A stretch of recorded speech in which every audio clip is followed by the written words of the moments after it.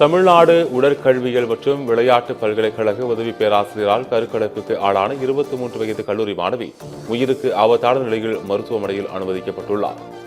செங்கல்பட்டு மாவட்டம் மேலக்கோட்டையூரில் தமிழ்நாடு உடற்கல்வியல் மற்றும் விளையாட்டு பல்கலைக்கழகம் செயல்பட்டு வருகிறது.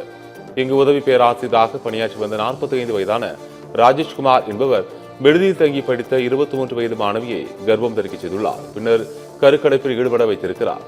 படூரில் உள்ள தனியார் மருத்துவமனையில் கடந்த 18ஆம் தேதி மாணவிக்கு கருக்கலைப்பு செய்தபோது அவர் மயக்கமடைந்து சுயநினைவை இழந்த நிலையில் மருத்துவமனை நிர்வாகத்தினர் போலீசாருக்கு தகவல் தெரிவித்தனர்.